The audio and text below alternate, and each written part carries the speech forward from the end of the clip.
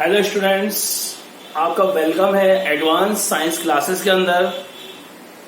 आज हम लोग स्टडी कर रहे हैं कोलिगेटिव प्रॉपर्टीज की।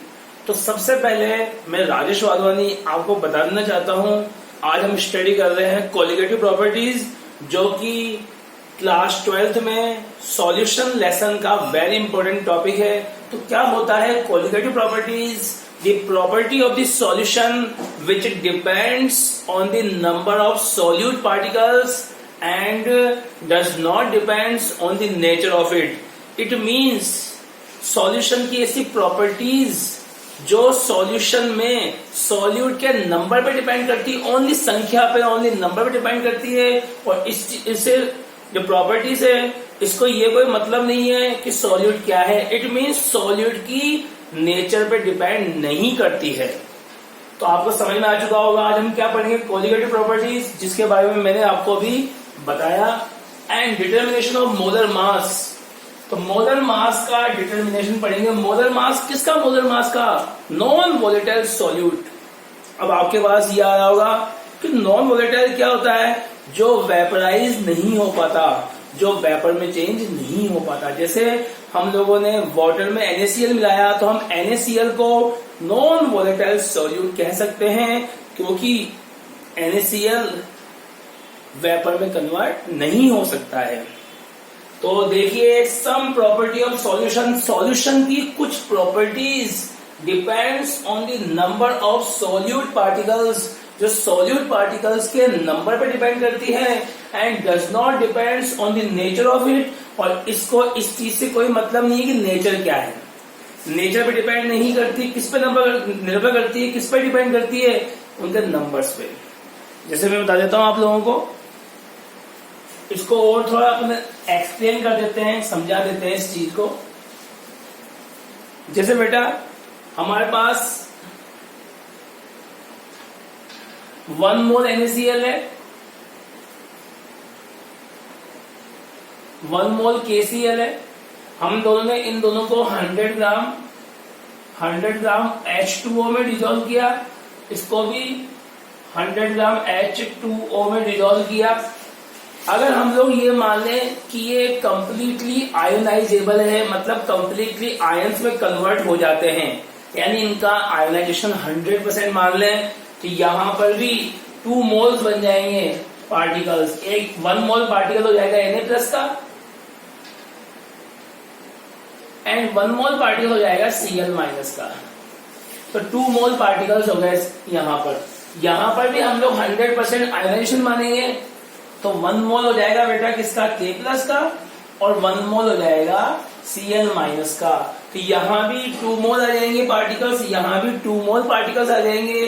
तो अगर अपन कोलिगेटिव प्रॉपर्टीज की बात करेंगे बेटा, तो इन दोनों की कोलिगेटिव प्रॉपर्टी क्या होगी? सिमिलर होगी, क्योंकि दोनों ही सॉल्यूशन के पास नंबर ऑफ पार्टिकल्स क्या है? इक्वल हैं। यहां भी 2 मोल्स हो गए और यहां भी 2 मोल्स हो गए।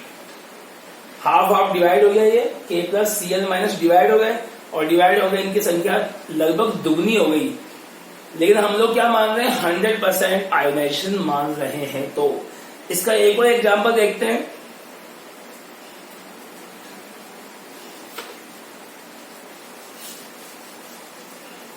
अब हमारे पास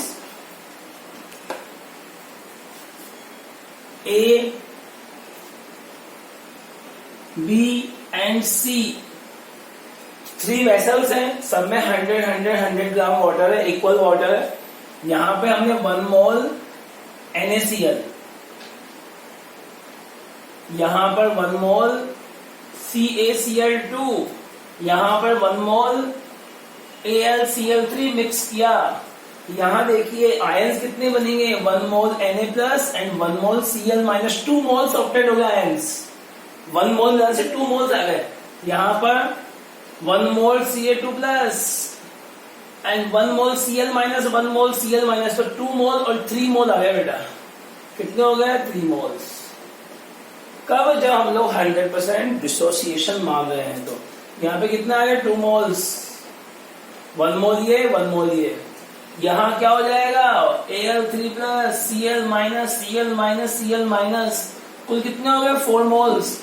तो कोई आपसे पूछे, ये क्वेश्चन आ चुका है बोर्ड में, कोई अपन से पूछे कि सेम अमाउंट है वाटर का, हम लोगों ने 1 मोल NaCl मिलाया फर्स्ट में, सेकंड में 1 मोल CaCl2 मिलाया है और थर्ड में 1 मोल AlCl3 मिलाया है, तो किसकी कॉलिगेटिव प्रॉपर्टी ज्यादा होगी? तो मैं बता चुका हूं कॉलिगेटिव प्रॉपर्टी किस पे डिपेंड करती है? नंबर ऑफ सॉलिड पार्टिकल्स पे डिपेंड करती है। तो यहाँ पे 4 मोल सॉलिड पार्टिकल्स है, यहाँ 3 मोल्स है, यहाँ 2 मोल्स है। सबसे ज्यादा C की होगी कॉलिगेटिव प्रॉपर्टीज, उससे कम B की होगी और सबसे कम A की होगी। ये बात आप लोगों को समझ में आ चुकी होगी। अब हम पढ़ेंगे एग्जाम्पल क्या क्या है कॉलिगेटिव प्रॉपर्टी के। तो फर्स्ट है relative lowering of vapour pressure.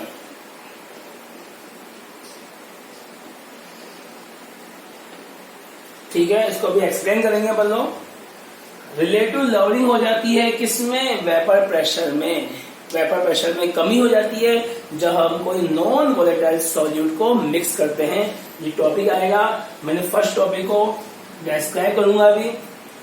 Second है तो वेपर प्रेशर में तो कमी आ गई नॉन वोलेटाइल सॉल्यूट मिलाने से, मतलब वाटर में आप NaCl मिलाओगे तो अब जो सॉल्यूशन ऑब्टेन होगा इसका वेपर प्रेशर कम होगा, किससे? प्योर वाटर से। सेकेंड है इलेवेशन, मतलब बढ़ना, बॉइलिंग पॉइंट में क्या हो जाएगा? इंक्रीजमेंट हो जाएगा। अगर आप वाटर का बॉइलिंग पॉइंट 100 डिग्री सेल्सियस है तो उसमें नमक मिलाने से इसका बॉइलिंग पॉइंट इंक्रीज हो जाएगा, अब 100 नहीं रहेगा, 100 से क्या होगा? मोर हो जाएगा। नंबर थर्ड है depression in freezing point. Freezing point में कमी आ जाती है नॉन वोलेटाइल सॉल्यूट को मिक्स करने से।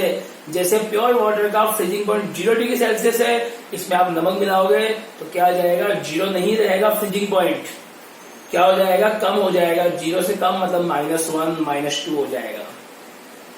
लास्ट में ऑस्मोटिक प्रेशर है, इसमें हम लोग डिफ्यूजन पढ़ेंगे, ऑस्मोसिस पढ़ेंगे, ऑस्मोटिक प्रेशर पढ़ेंगे, रिवर्स ऑस्मोसिस पढ़ेंगे। जो अपन RO लगाते हैं पानी को प्योर करने के लिए, तो क्या होता है? Reverse osmosis. इन सब का स्टडी करेंगे। सबसे पहले हम लोग लेते हैं relative lowering of vapour pressure. तो वेपर प्रेशर में कमी क्यों आई? जब हम लोगों ने कोई नॉन वोलेटाइल सॉल्यूट मिक्स किया है। तो देखिए ध्यान से,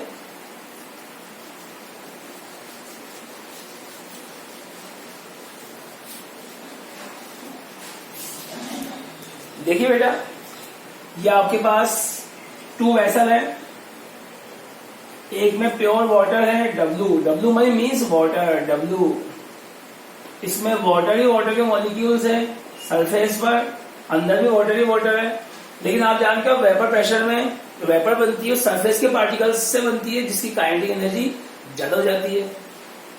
तो इसमें सबके सब पार्टिकल्स वेपर में कन्वर्ट हो सकते हैं और सबके सब पार्टिकल्स वेपर में कन्वर्ट हो सकते हैं बेटा, तो वेपर प्रेशर ज्यादा होगा। इसमें आप लोगों ने क्या किया? सम अमाउंट ऑफ सॉल्ट मिला दिया, NaCl मिला दिया। तो यहाँ क्या होगा? सरफेस पे वाटर भी होगा, सॉल्ट भी होगा, वाटर भी होगा, सॉल्ट भी होगा और वाटर भी होगा।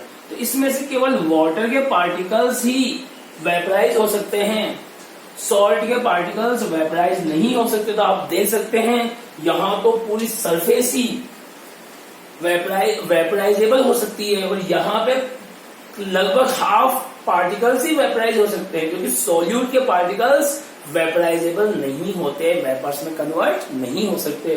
तो कमी होगी, इसको बोलते हैं, क्या बोलते हैं? Lowering of vapour pressure.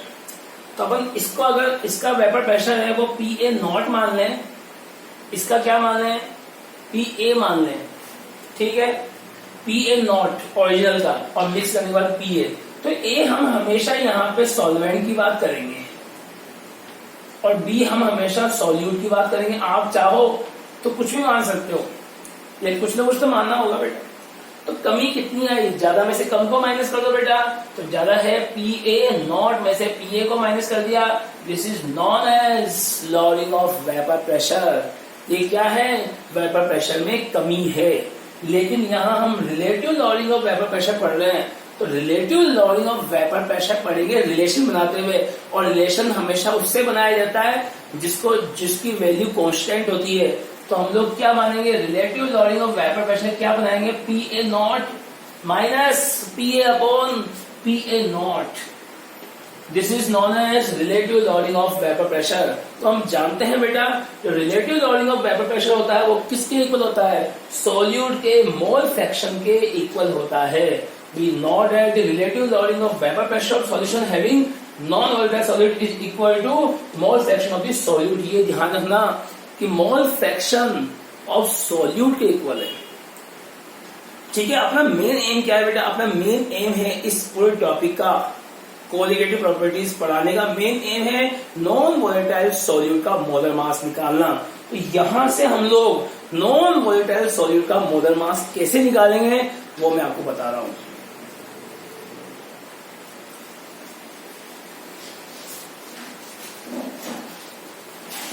देखिए बेटा अपने पास क्या आ चुका है, P A not minus P a upon p A not equal to x भी आ चुका है। बहुत सिंपल है। और एक्स भी क्या होता है, मोल फ्रैक्शन। कैसे निकालते हैं mole fraction, n B upon N a upon n b. ये मैं पहले वीडियोस में बता चुका हूं। मोल फ्रैक्शन निकालते हैं, जिसका मोल फ्रैक्शन पूछा गया है उसके नंबर ऑफ मोल्स को में अपॉन कर देंगे सॉल्यूशन में जितने भी पार्टिकल्स हैं उन सभी के नंबर ऑफ मोल्स का सम। अब यह कंडीशन है बेटा। तो कंडीशन क्या है, कंडीशन ये है कि सॉल्यूशन वेरी डाइल्यूट है। डाइल्यूट क्या होता है, डाइल्यूट होता है सॉल्यूट बहुत कम होता है। सॉल्यूट बहुत कम होता है तो एन बी बहुत कम है, बहुत कम है, बहुत कम है किससे, एन ए से। तो एन बी बहुत कम है, इसको हम क्या मान सकते हैं, नेग्लिजिबल मान सकते हैं। तो क्या आ जाएगा देखिए,